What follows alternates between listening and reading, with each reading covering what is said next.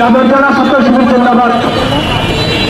rally পূর্ব সমাবেশে rally উত্তর সমাবেশে এদেশের তরুণ জনতাকে একটি দেশ যদি গঠন করতে চায়